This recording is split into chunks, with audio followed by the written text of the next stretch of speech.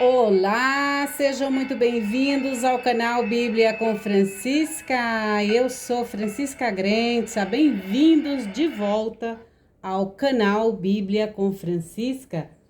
Hoje nós vamos falar sobre a carta aos Efésios. Sim, vocês estão vendo aí um mapa, né, com Mileto, Esmirna, Sardes, Éfeso, esta região que é a região a qual a carta de Paulo aos Efésios foi endereçada a esta comunidade. Vamos passear aqui, mostrar aqui esse mapa. Esse mapa foi feito pelo Matias e ele é da editora Paulinas, tá bom? Olha só que legal, gente. Aí eu vou mostrar para vocês também algumas bibliografias sobre Paulo, tá bom? Olha lá, toda a região da Galácia, da Bitínia, da Frígia, né? Pérgamo, Troade, que mais? Filipos, aqui aparece um pouco Samotrácia, aqui ó, Antioquia. Tem um vídeo que eu já falei sobre isso, aqui ó, Colosso, enfim, vocês aqui ó, Chipre. Vamos lá, vou mostrar aqui algumas bibliografias para vocês. Ó, vou começar aqui com essa. Reflexões sobre a vida de Paulo. É do pastor Marcelo de Oliveira. Eu não sei qual é a editora. Bom, agora aqui as cartas de Paulo de Giuseppe Barbaglio, tá? É da Edições Loyola. Aqui, Antropologia Pastoral, Tornar-se Humanos Juntos. Esse é do Murphy O'Connell, um biblista incrível, que já faleceu. Esse livro aqui é da Paulus, editora Paulus. Esse aqui é do grande Frei Carlos Mestres. Foi o primeiro livro que eu li de teologia, foi do Frei Carlos Mestres. Então, aqui é Paulo Apóstolo, um trabalhador que anuncia o Evangelho. É da editora Paulus, tá? Aqui eu tenho também, nessas bibliografias, do Jerome Murphy O'Connell também. Ele é especialista em Paulo, tá? E da Cetina Militilo e Maria Luisa Rigato. Maria Luisa Rigato é aquela que escreveu o livro El Título de la Croce. Lembra? Eu já mostrei para vocês que é sobre o Evangelho segundo João. Eu utilizei como minha bibliografia no mestrado sobre o letreiro de Pilatos. Maria Luisa Rigato, meu Deus, é incrível também. Então aqui tem, ó, Paulo e as Mulheres, é da editora Paulinas, tá? Aqui, esse dicionário maravilhoso sobre as cartas de Paulo é do Gerhard Hawthorne e Ralph Martin, eu acho, e Daniel Hyde, são os organizadores deste incrível dicionário, tudo sobre Paulo. Aqui eu tenho esse outro, Paulo na origem do cristianismo, de Carlos Gil Arbiol. Tem esse aqui do Günther Burkham, tá? Que é Paulo, Vida e Obra. Aqui tem mais um, que foi feito pelo Matias, da Editoras Paulinas, Matias Grenza e da Fabiana de Souza. Sim, ele escreve. Aqui nós temos o mês da Bíblia 2026. Desculpa, 2023. Olha só o 2023 aí, gente. Então, esse aqui ó, Vértice da Humanidade, Cartas aos Efésios, capítulo 4, versículo 24. Esse é o lema que a CNBB propõe, né? Carta aos Efésios para o mês da Bíblia, né? É do Serviço de Animação Bíblica SAAB. Né? Aqui tem outro, Carta aos Efésios, né? é pela graça que fostes salvo, né? Efésios 2, versículo 5. E lá esse livro aqui é do Antônio César Seganfredo, Vinícius Pimentel Bacher e da professora doutora Zuleika Aparecida Silvano. Ela é excelente também, uma excelente biblista.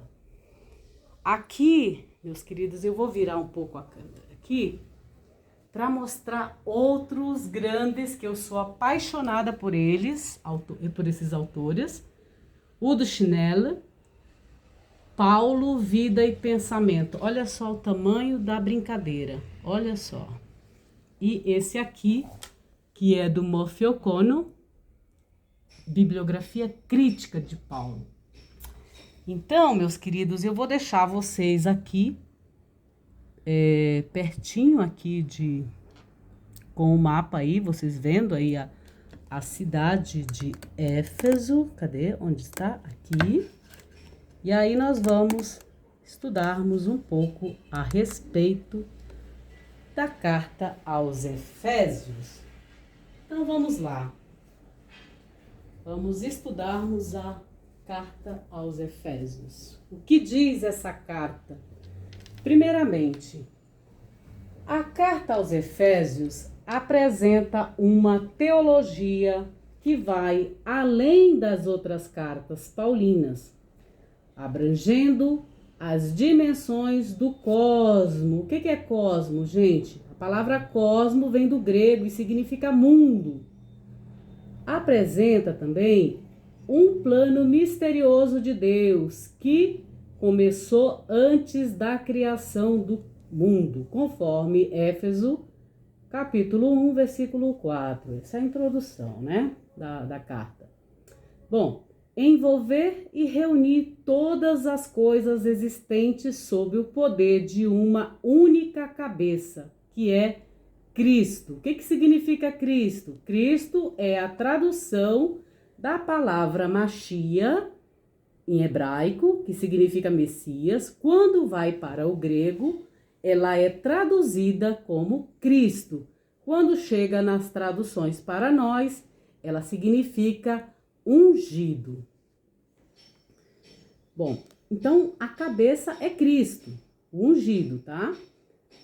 Abolindo que a distinção entre judeus e não judeus, para, a partir dos dois, criar um único povo. A igreja comparada a uma esposa amada e santificada por Cristo. Em seguida, a carta desenvolve várias exortações práticas de como aqueles que creem devem viver esse mistério, de modo particular nas relações familiares e sociais. Nos primeiros séculos da Igreja, não havia discussão sobre a autenticidade da autoria paulina com relação à carta aos Efésios. Esse pensamento ainda é sustentado por autores que afirmam ter Paulo enviado a carta da prisão de Cesareia ou de Roma, pouco antes ou mesmo pouco depois do ano 60, né? Então, tem aí a data dessa carta. Entretanto, apesar de o apóstolo ter vivido cerca de 3 anos na cidade de Éfeso, conforme Atos capítulo 18, 19 e 21, capítulos 19, 10 e 8 a 10 e capítulo 20, versículo 31 de Atos, tá? Essas são as referências bíblicas que eu dou para vocês procurarem, tá? Então, a grande maioria dos estudiosos de hoje afirma que a carta aos Efésios, não foi escrita por Paulo. Uma notável diferença de linguagem, de estilo, de conteúdo e de ênfase doutrinária com relação às outras cartas paulinas, unida à grande semelhança com a carta aos Colossenses, faz com que se conclua que a carta aos Efésios tenha sido escrita por um secretário de Paulo, eu mesmo ou mesmo por algum discípulo de sua escolha, ou seja, por alguém que, conhecendo bem a teologia paulina, quis dar continuidade a ela. Quanto aos destinatários da carta, 2 dados revelam que não eram os efésios, pelo menos exclusivamente. Em primeiro lugar, o fato de em muitos manuscritos antigos não aparecer a palavra Éfeso, mas somente aos santos que estão, né? E aos fiéis em Cristo Jesus, conforme Éfeso 1:1. Depois, porque o conteúdo da carta faz pensar que o remetente e os destinatários não se tenham encontrado, né? Provavelmente, em sua viagem, a carta tenha sido endereçada a um grupo inteiro da comunidade da Ásia Menor. E só depois, numa tradição posterior, conservou-se apenas o nome de Éfeso, então capital da província romana da Ásia. O que se sabe, com certeza, é que os destinatários são cristãos da Igreja Paulina, judeus e não judeus, desafiados a levar adiante o legado estabelecido pelo grande apóstolo em condições novas, distintas daquelas vividas na conjuntura suposta pela carta aos Colossenses, escrito no qual certamente o autor de Éfeso se inspira.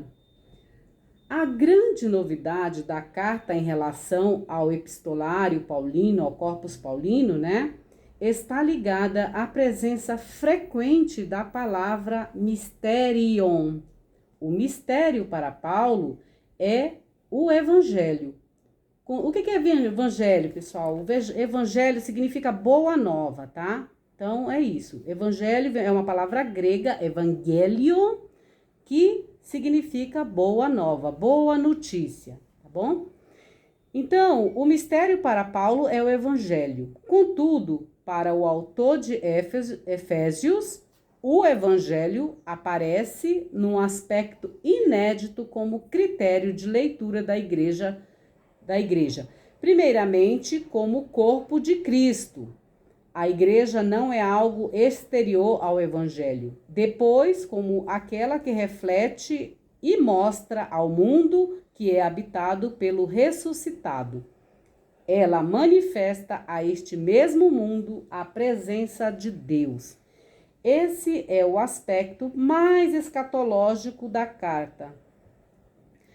Dessa forma, em Efésios, o mysterium é aquilo que determina a composição da carta inteira, como se pode ver por disposição literária. No início, né, capítulo 1, versículo 1 a 14, depois vem 1:15 a 3:21, revelação do mistério como realidade eclesial. O que é eclesia? É a reunião dos filhos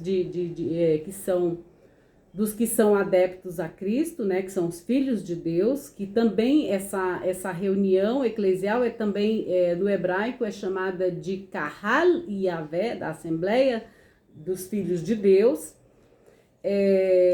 No capítulo 4, versículo 1, no capítulo 4, 1 a 6, 20, viver o mistério como realidade eclesial. No 6º, de 21 a 24, tem a saudação final. Bom, a primeira parte começa com uma introdução ao mistério. Em seguida, são apresentadas 2 obras que pertencem ao mistério. A de Deus, conforme Efésios 2, 1 a 10, e a de Cristo, Efésios 2, 11 e 22. É a igreja, corpo de Cristo, que é interpretada como mistério. O que é definido como mistério é a relação entre Cristo e a igreja, ou seja, entre o ungido e a igreja, entre o Messias e a igreja. Principalmente, o autor de Efésios trata daquilo que Deus já fez e continua fazendo no que diz respeito ao seu plano de redimir o gênero humano. Quando eu falo aqui de gênero humano, gente, não é esse negócio de homem, mulher e tudo, é tudo, tá? É tudo, tanto homem quanto mulheres, tá bom? Porque agora a gente tem sempre que colocar tudo bem explicadinho, porque senão dá confusão aí com, enfim, com as coisas políticas da vida, né? Então, é redimir todo o gênero humano. Imediatamente, a carta apresenta a obra de Cristo, com o termo reconciliação. Portanto, para o alcance cósmico desta obra, assim como já aparecera na carta aos Colossenses, né? Então ele mostra toda essa reconciliação, né? Conforme foi mostrado na carta aos Colossenses. Em Efésios, ele refere-se à identidade da igreja. Esta é o corpo de Cristo, mas este é formado por duas identidades diferentes pela primeira vez, no caso aqui, harmonizados pelos judeus, aqueles que, entre os hebreus, creem no Cristo, e pelos não-judeus, que são os pagãos, tá? De agora em diante, a igreja é formada por essas duas realidades, não mais separáveis. Ambas têm suas respectivas peculiaridades, vivem eventualmente em ambientes culturais diferentes, mas são uma só. A multiplicidade que há no corpo eclesial não prejudica sua unidade. A igreja tem a missão não só de mostrar que se pode viver o evangelho em todas as culturas, mas também de viver essa diferença entre judeus e não judeus na unidade. O evento é tão inédito que, para indicar a nova relação entre os dois grupos, fala-se da criação de algo novo, a igreja como corpo formado por duas entidades necessariamente diversas para serem reconciliadas. A igreja formada por judeus e não judeus vive uma unidade tal que é manifestação do mistério universal de Cristo. Ela mostra a obra de Deus, isto é, a reconciliação, porque a diferença não é mais um motivo de separação. Meus queridos? Então fiquem atentos. As nossas diferenças não são motivos de separação. Entenderam? Porque a unidade, Deus é um, Deus é errado. Errad, né, do hebraico, um. Porém, os seus filhos são diversos e são diferentes, porém tem sempre aquelas coisas das separações, porque você é preto, porque você é branco, porque você é rico, porque você é pobre, porque você é isso, porque você é aquilo, porque eu sou melhor. Ou seja, tem sempre os que querem ficar assim, dizendo pro pai, paizinho, paizão, pai, eu sou o seu melhor filho, então me dê tudo, olhe para mim, me dê uma estrelinha na minha testa. Não é assim, gente, que a gente faz com os nossos pais? É a mesma coisa. É aqui, ó. Então, ele diz o seguinte, né? Essa reconciliação, essa diferença não é mais motivo de separação, porque todos nós somos humanos. Nós somos filhos da mesma família humana. Todos nós estamos lutando para a nossa sobrevivência, para a nossa vivência, para o nosso descanso, para termos as coisas. Nós sofremos, nós temos desafios, nós choramos, nós vomitamos, nós defecamos, nós fazemos xixi, nós nos machucamos. Então, gente, não existe diferença. Eu não sou melhor do que você que está aí e nem você é melhor do que eu. Eu também choro, você também chora. Entendeu? Então, essa diferença aqui que a carta fala, tá? Não existe essa separação, né? Na segunda parte da carta, fala-se de viver o mistério, conforme Efésios capítulo 4, versículo de 1, né? E capítulo 6, versículo 20. Há duas subseções. Uma aborda a dimensão eclesial, como a igreja se manifesta em seu modo de viver a diversidade e a harmonia de corpo unificado, além de sua extensão e crescimento. O que significa isso, essa questão da diversidade, gente? O que acontece? Vocês vão sempre encontrar, por exemplo, católicos, cristãos católicos. Só existe um tipo de católico? Não. São diversos grupos dentro da Igreja Católica. No protestantismo, a mesma coisa. Nas igrejas adventistas, da mesma forma. Em outros segmentos, da mesma forma. Assim como nos judeus, eles são plurais. Não existe apenas, por exemplo, o grupo dos racídicos, né? Não existe apenas o grupo dos sefaradistas, dos askenazi, enfim, existem muitos grupos. Existem aqueles que são judeus e não são religiosos, né? Então, existe uma pluralidade dos filhos de Deus. Porém, Deus é um.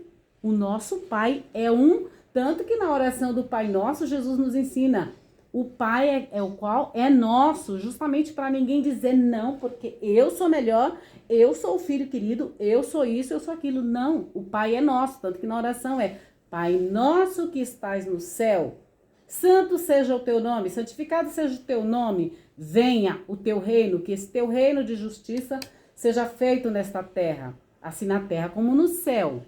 Né? O pão nosso, que é a matéria de cada dia, o nosso sustento de cada dia, nos dai hoje. Não é para dar amanhã e nem para a gente acumular para amanhã. É o hoje, é o nosso maná. Lembram que apenas tinha 2 períodos que podia ser acumulado o maná para comer no dia da sexta para o sábado. Aí a gente acumulava um monte de coisa, né? Acumulava o maná. Né? Essa é a compreensão. Porque quando você acumula mais alimentos, o que acontece? Estraga. Era exatamente isso que acontecia com o maná lá no deserto, quando o povo... E tinha pessoas que queriam sempre mais. Vocês sabem disso, vocês leem os textos, então vocês sabem. Então o que acontece? Esse Pai nosso é nosso, Ele nos dá o nosso sustento de cada dia, não é para amanhã o sustento, é para hoje. Então é a gente viver o nosso hoje, o nosso sustento de hoje. Aquilo que nos cabe é nosso, entendeu? E não acumular. Né? Não é que eu já de novo vou dizer, não é que não é para você ser rico, mas o acúmulo, às vezes, a gente sabe como é difícil manter tudo que a gente acumula, né? Então é nesse sentido, não existe diferença mais, não existe mais motivo de separação. Todos nós somos filhos de Deus, todos nós nascemos humanos, tá? Na segunda parte da carta, fala-se de viver o mistério, como eu havia falado, né? No Efésios capítulo 4, versículo 1 e capítulo 6, versículo 20. Há 2 subseções que abordam a dimensão eclesial, como a igreja se manifesta no mundo, viver na adversidade e a harmonia do corpo unificado, né? Que Deus é um. Além de aqui no caso é Cristo, né? Além de sua extensão e crescimento. Outra aborda os problemas da vida moral. No capítulo 6, a carta alarga o olhar em relação ao capítulo 4 para falar da igreja nos confrontos com o mundo. Nossa, qualquer pessoa que quiser seguir o evangelho, que quiser seguir a Torá, que quiser seguir ao Eterno, que quiser seguir a Cristo, vai enfrentar pedradas. Vai vir um monte de pedras em cima da gente. Qualquer um, tá? Então fiquem atentos e não se deixem levar, porque o Evangelho nos avisa disso. O que aconteceu com Cristo quando ele começou a seguir, a mostrar as coisas? Ele foi para a cruz. E quem colocou ele na cruz? Os seus próprios irmãos, de carne, de sangue, os humanos, né? Juntamente com os sacerdotes, com o grupo político e todos que ele tinha curado, todos aqueles que ele tinha ajudado, todos aqueles que se diziam amigo dele. Então, não se enganem vocês que estão nesta caminhada de viver em Cristo, para Cristo, por Cristo. Nós vamos enfrentar, às vezes dentro da nossa própria família, dentro da nossa própria casa, dentro da vizinhança, dentro do nosso bairro, dentro da nossa cidade, dentro do nosso país, do mundo, né? Então, quando você faz uma escolha de viver em Cristo, para Cristo e por Cristo, que é o mesmo que viver para Deus, em Deus e para Deus, esqueça que você não vai ser amado pelo mundo, você não vai ser glorificado pelo mundo, você não vai ser valorizado pelo mundo. Você não vai agradar a ninguém, assim como Jesus Cristo não agradou a ninguém. A quem Jesus agradou? E nós também devemos seguir o caminho de Jesus no sentido de sabermos que a gente tem que agradar a quem? O meu marido? O meu filho? A minha mãe? O vizinho? Que nem paga meus boletos? O pastor? A pastora? O sacerdote? O arcebispo? O papa? Não, a gente não tem que agradar a ninguém. A gente tem que agradar a Deus. É Deus quem sabe o que a gente faz quando ninguém está nos observando. Porque a coisa mais fácil do mundo é eu chegar aqui para vocês e dizer assim: olha, gente, a Francisca é tão boazinha, a Francisca é tão maravilhosa, a Francisca é tão ética, a Francisca é tão não sei o quê, é tão. E ok, aqui para vocês talvez até seja, mas diante de Deus, quando ninguém está me observando quem realmente eu sou, isso é que conta. E não o que o influencer ou a influencer ou sei lá quem diz que você é. Eu já falei para vocês, cuidado com esse negócio que as pessoas querem te cancelar, querem colocar você na caixinha X, na caixinha Y. Não caiam nessa. Se você está neste caminho da missão de ser de Cristo, estar para Cristo, morrer em Cristo, esqueça que o mundo não vai te amar. O mundo não vai querer te amar. O mundo não vai te seguir, tá? Não vai. Então, não se iluda. Não se iluda com quantidade de coisas, nem de gente, porque Jesus teve um monte de gente atrás dele. Tudo com ganância, tudo um bando de gente gananciosa, querendo cura, querendo prosperidade, querendo tudo que ele sabia. Então não se iludam, vocês serão apedrejados, vocês vão estar numa janela, porque querendo ou não, ninguém acende uma luz para ficar debaixo da cama, não é isso? Então, a partir do momento que a gente vem aqui e fala sobre esses textos incomodam muita gente, incomodam a gente, inclusive a gente, quando a gente às vezes não está vivendo aquilo que é para viver. Isso é qualquer um, gente. Isso serve para mim, serve para qualquer pessoa. Eu não tô aqui como, ai, é a santa, ai, é não sei o quê, ai, é a kadosh, ai, é não sei o quê. Não, eu sou humana. E graças a Deus que eu tenho meus pecados, meus pecadinhos, meus pecadões. De vez em quando eu mando alguém se fuder, sim. Quando vem me encher o saco, eu digo mesmo, vá se fuder. Você não paga meus boletos. Acabou. Pronto. Né, Eterno? Eterno sabe disso. Jesus também, por isso que ele me colocou aqui. É para falar assim abertamente para vocês e não fingir que eu sou uma coisa sem eu ser. Então é isso. Então, o que acontece? Essa questão moral vai ter nessa carta aqui, né?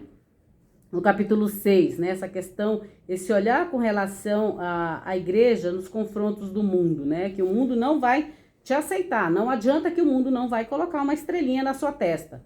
E cuidado com os elogios. Cuidado. Vocês sabem que quando os elogios vêm, você tem que ter muita atenção. A gente é mostrado nas cartas, é mostrado no evangelho o que acontece com os elogios. A gente sabe, então a gente tem que estar preparado, tem que estar protegido em relação a tudo isso que vai vir para nós, né? Tem um monte de gente aí falando as mesmas coisas que eu falo aqui e como elas são apedrejadas. Como? Como? E muito. E é normal. Agora, eu ficaria muito triste se eu soubesse que ninguém estaria me apedrejando, porque aí eu saberia que eu estaria no caminho errado. Quando alguém começa a me elogiar demais e não me apedrejar e não falar mal de mim e não como é que se diz?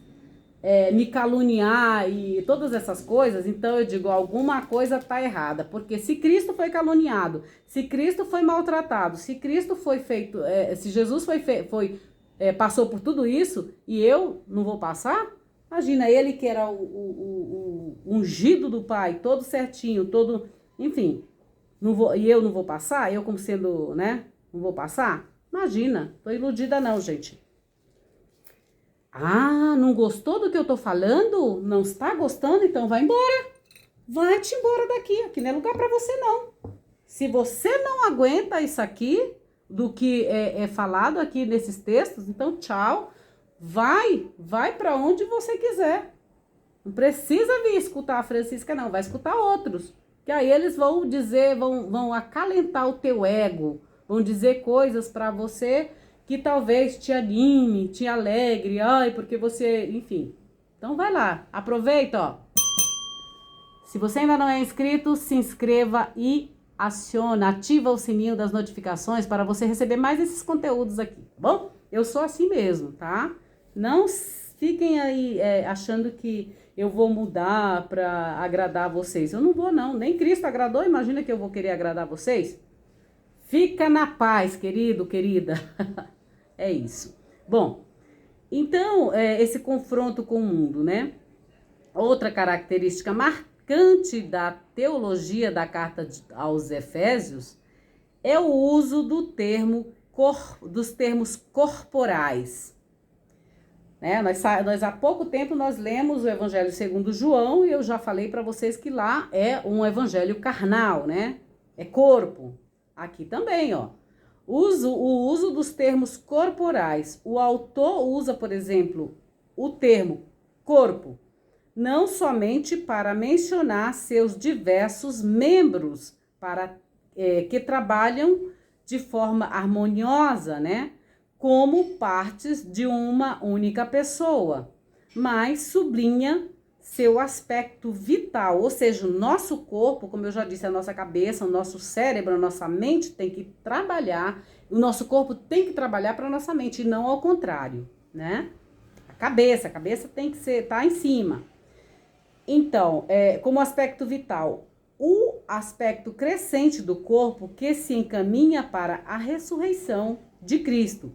Assim, ao ver a igreja, o mundo poderá reconhecer que Cristo é ressuscitado, porque vê nela o corpo dele. Vamos lá. Então, o que acontece? A saudação de Paulo, agora é o início da carta, a saudação de Paulo. Paulo, apóstolo de Cristo, ou seja, Paulo, apóstolo do ungido. Paulo, apóstolo de Cristo Jesus, por vontade de Deus. Eu amo essa frase de Paulo, por vontade de Deus. Eu também. Bonjour. Bonjour. Por vontade de Deus, eu também estou aqui. Não por vontade do homem. Porque pela vontade do homem, eu estaria caladinha, quietinha. Já teria morrido até, né? Enfim, mas como não posso, então eu estou usando aqui a minha boca para falar das coisas de Deus. Posso comer aquele hambúrguer? Eu comi. Você comer? Uhum. Então, Tchau, meu amor. Só vim pegar minhas coisas de dinheiro. Ok. Tchau.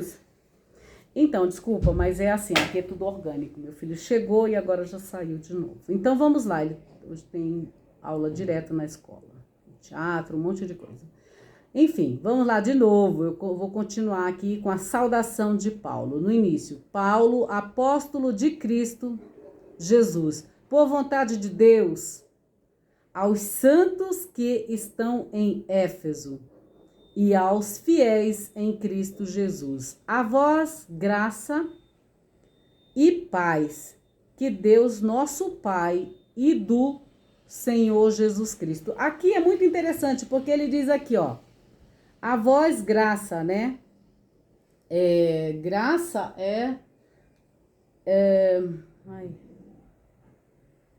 e paz. Paz aqui, vocês têm que lembrar que Paulo é judeu, ele tá com a ideia lá da paz, que é a shalom, né? Shalom, né? Ou aqui, no caso, a escrita é eirene, no grego, eirene, né? Aí, uma coisa interessante que ele diz, a vós, graça e paz, de quem? Da parte do Eterno, da parte de Deus, da parte de Hashem, tá? Da parte de Deus, nosso Pai, nosso Pai. Ou seja, não é o pai do Paulo, mas é o nosso Pai. E o Pai de quem mais? E do nosso Senhor Jesus Cristo. É bem interessante, né? Percebem que numa saudação Paulo coloca a vós graça e paz. De quem? De Deus, da parte do Eterno, nosso Pai. Ou seja, do nosso Criador. E do nosso Senhor Jesus Cristo. Tá? Do Filho, né? Então ele diz aqui, ó, bênção inicial, Deus nos ama por intermédio de Cristo. E também, se não existisse o Cristo, agora eu vou dizer, porque eu sei, eu leio a Torá, então eu sei que, mesmo que não tivesse vindo Cristo, Deus nos amou desde o começo da fundação do mundo. Nós fomos feitos à imagem e semelhança de Deus, tá? Ponto.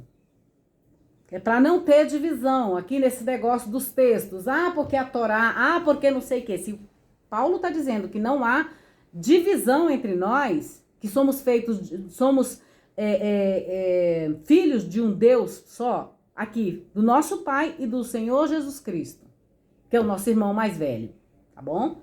Então, o que acontece? Deus nos ama por intermédio de Jesus Cristo. Isso aqui é para a visão cristã, tá? Bendito seja Deus, Pai do nosso Senhor Jesus Cristo. De novo ele enfatiza. Bendito seja o Eterno, Pai do nosso Senhor Jesus Cristo. Bendito seja Deus, Pai de nosso Senhor Jesus Cristo, que nos abençoou em todas as bênçãos espirituais. Ou seja, eu recebi bênçãos espirituais, você recebeu bênçãos espirituais, talvez você não esteja consciente disso, meu querido, minha querida. Aonde quer que você esteja, em qualquer lugar do mundo, em qualquer segmento, você recebeu bênçãos espirituais do nosso Pai eterno, do nosso Criador, tá? Aí ele diz, nos lugares celestiais, em Cristo, nós recebemos também. Neste, ele nos escolheu antes o quê? Da criação. Aquilo que eu falei para vocês, antes da criação do mundo, para sermos o quê? Kadoshs, para sermos santos. O que significa santo? É um separado. Santo não é quem tá com a auréola na cabeça, não, que tem toda aquela iluminação na cabeça. Não é isso, gente. Como vocês veem aí nas imagens dos pintores, enfim, dessa iconografia. Aquilo é só uma ideia, tá? Então, os santos são os separados para as coisas de Deus. Nós fomos escolhidos, logo somos santos. E tanto que as escrituras dizem, sede santos como quem? Como o vosso Pai o é. É como o pastor é? Não. É como a irmã lá da igreja é? Não. É como o Papa Francisco é? Não. Não é para você ser santo ou santa como a sua vizinha, ou como o seu vizinho, ou como o Papa Francisco, ou como o seu babalorixá, ou como não sei quem, ou como outras religiões aí. Não é para você ser santo como líder religioso que vocês têm. Não é. Mas o que ele diz, ser de santos, aqui, para sermos santos, diante de quem? Diante do nosso Criador único, do nosso Deus, tá? Então, eu tô aqui falando para vocês de um jeito para que vocês compreendam, porque a carta diz assim, ó, neste neste ele nos escolheu antes da criação do mundo, lembra? Lá em Bereshit, bem antes, né? Aqui ele até enfatiza, bem antes de sermos, ele nos escolheu antes da criação do mundo, para sermos o quê? Para sermos santos, separados, né? E estarmos diante dele. Ou seja, nem eu nem você vamos sozinhos para a festa do eterno, não, da festa que vai haver, sim. Enquanto todos não estiverem prontos para entrar no reino, não vai existir, não vai estar completo o reino, entendeu? Não adianta, todos vão ter que participar. Então, sermos santos e estarmos diante dele sem o quê? Sem culpa, sem erro, né? Em seu amor, havia decidido desde o princípio nos tornar filhos adotivos por intermédio de quem? De Jesus Cristo, porque Jesus é judeu, gente. Ele morreu judeu e viveu judeu. O que significa? Um filho adotivo, ele também tem direitos, assim como um filho que já é filho de, como é que se diz? Que já é da própria carne, já é do próprio sangue, entendeu? Um filho adotivo tem todos os direitos. Aqui no caso, né? Não é como a nossa lei que, de repente, quando o pai morre, se o filho é adotivo, tem um monte de restrições, um monte de coisa aí. Vocês sabem as confusões que dá. Vocês sabem, né? Enquanto o pai está vivo, o adotivo é filho. E quando o pai morre, enfim, é sempre uma confusão, tá sempre uma discórdia. Eu sei disso, gente, porque eu tenho irmãos adotivos. Eu sei as confusões que dão, entendeu? Que dá em relação a isso. Eu tenho irmãos adotivos, tá bom? Então, havia decidido desde o princípio tornarmos filhos adotivos, por intermédio de Jesus Cristo, conforme a decisão bondosa de sua vontade. Para quê? Para o louvor da glória e de sua graça, com a qual ele nos abençoou através do seu amado, através do amado. Neste, por intermédio de seu sangue, nós temos a redenção, o perdão dos pecados. O perdão dos nossos erros, né? Pecado significa erro, errar o alvo. Segundo a riqueza de sua graça, que ele nos concedeu abundantemente em toda a sua sabedoria e entendimento, fazendo-nos reconhecer o mistério de sua vontade, segundo a decisão bondosa que ele tinha planejado realizar em si mesmo, para levar a cabo na plenitude dos tempos, reunir em Cristo todas as coisas, tanto as dos céus como as da terra. Nele fomos feitos seus herdeiros, tendo sido escolhidos desde o princípio, segundo a intenção e sua vontade, a existirmos para o louvor de sua glória. Nós, os que por primeiro pusemos nossa esperança em Cristo. Nele também vós, tendo ouvido a palavra da verdade, o evangelho de vossa salvação, também tendo acreditado, fostes marcado com o sinal da Ruach HaKodesh, do Espírito Santo, prometido, que é a garantia de nossa herança em vistas aos resgates de sua propriedade. Ou seja, nós somos propriedade de Deus, tá? E de Cristo, para louvor de sua glória. A revelação do mistério como realidade eclesial, oração de agradecimento e de louvor. Por tudo isso, tendo eu ouvido falar de vossa fé no Senhor Jesus e do amor que tendes para com todos os santos, não cesso de dar graças por vós, recordando de vós em minhas orações, para que o Deus de nosso Senhor Jesus Cristo, o Pai da glória, nos dê um espírito de quê? De Chokhmah, de sabedoria, de sofia, e de revelação. Apocalipse, tá, gente? E de revelação, para que possais conhecê-lo.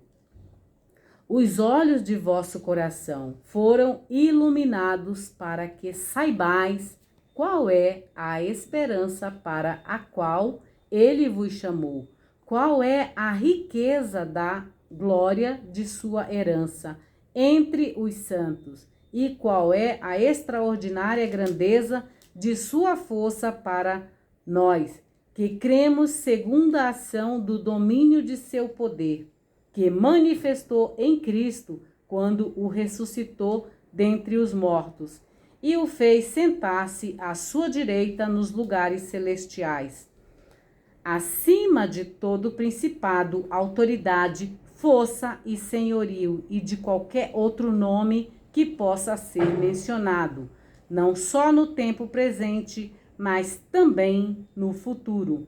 Ele rejeitou todas as coisas debaixo de seus pés, e com relação a todas as coisas, o constituiu como cabeça da igreja, roche da igreja, que é o seu corpo e a plenitude daquele que todas as coisas completa em tudo.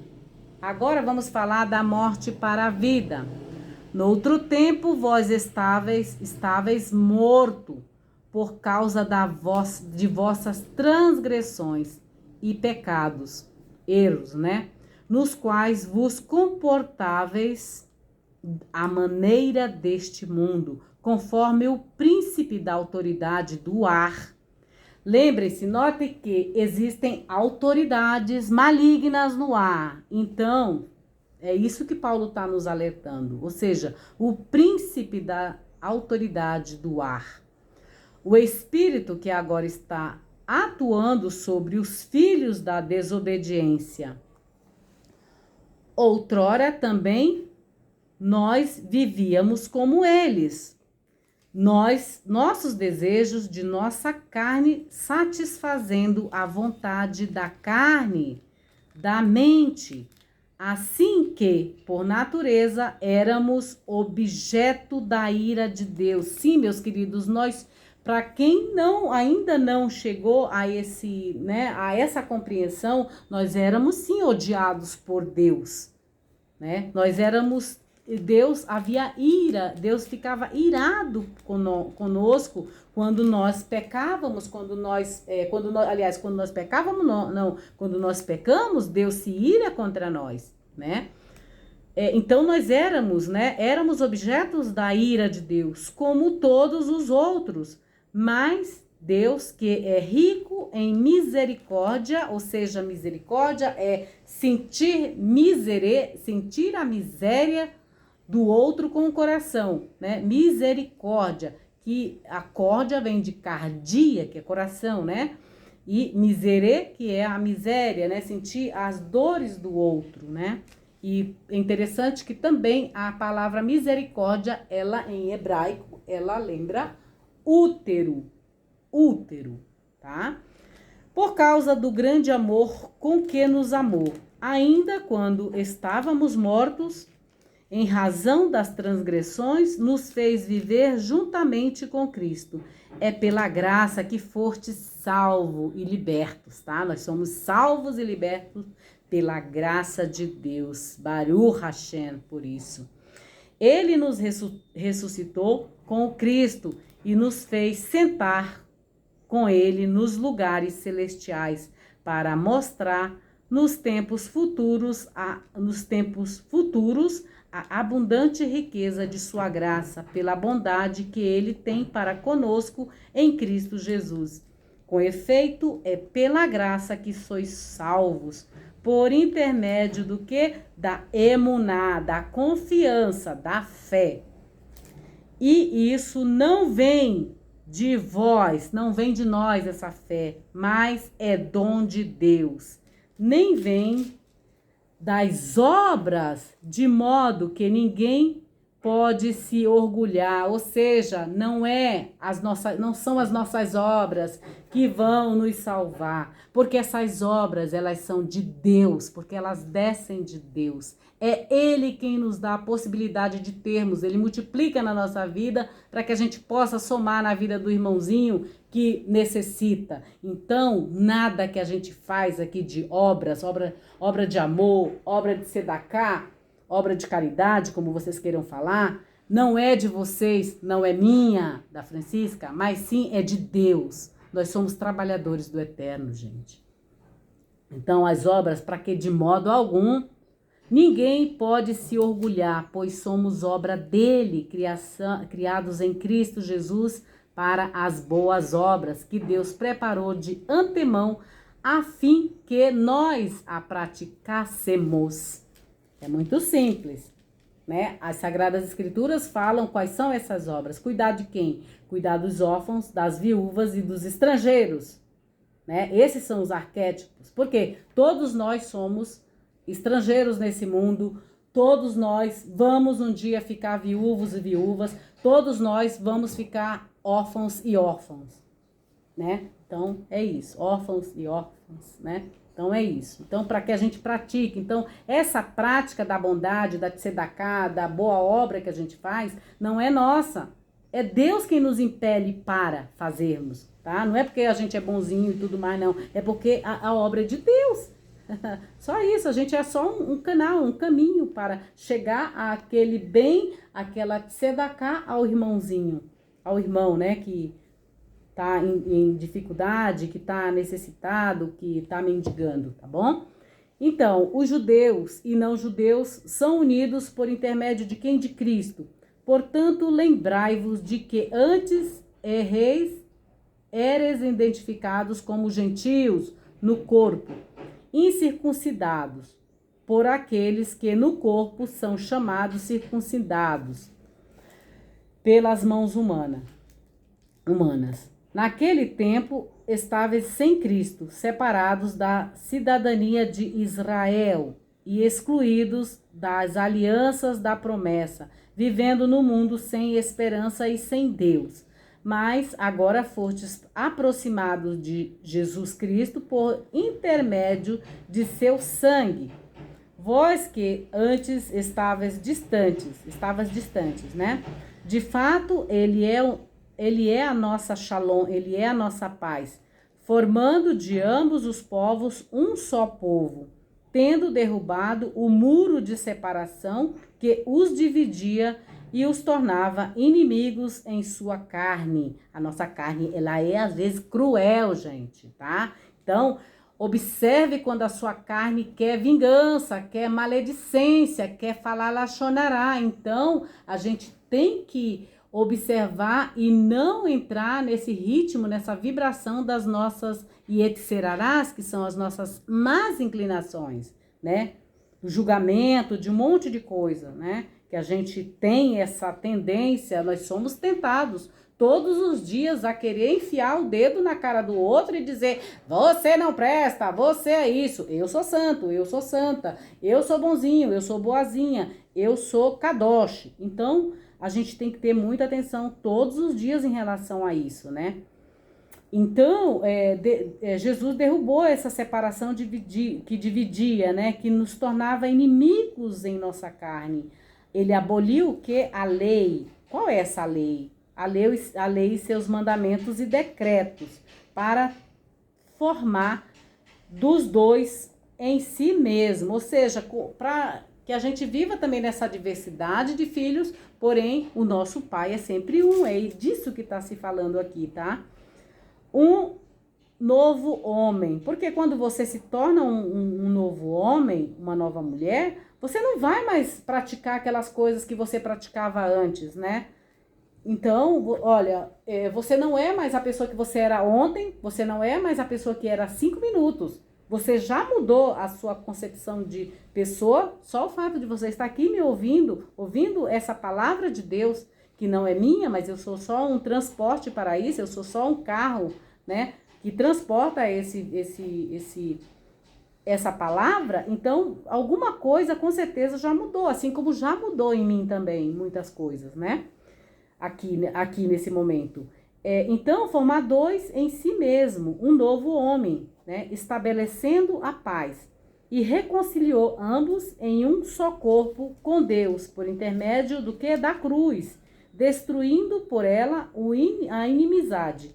Ele veio para anunciar a paz a vós que estáveis longe e aos que estavam perto, porque por intermédio dele ambos temos acesso ao Criador, temos acesso ao Pai Celeste pelo mesmo Espírito. Nós temos um Espírito que é de Deus, gente, não é nosso. Esse respiro, não é nosso, essa vida não é nossa, ela nos é emprestada de Deus, tá? Então, assim já não sois mais estrangeiros ou nem forasteiros, mas concidadãos dos santos. Sois membros da família de Deus, nós somos membros da família de Deus. Edificados sobre o alicerce dos apóstolos e dos profetas. Se a nossa fé não, se a gente não acreditar no que os profetas e no que os apóstolos fizeram sobre isso, falaram sobre isso, então a nossa fé, não sei o que acontece. A gente não vai, a gente está vivendo então uma ilusão, né? É isso? Então a gente acredita nos apóstolos e por isso a nossa fé é uma fé apostólica, porque vem dos apóstolos.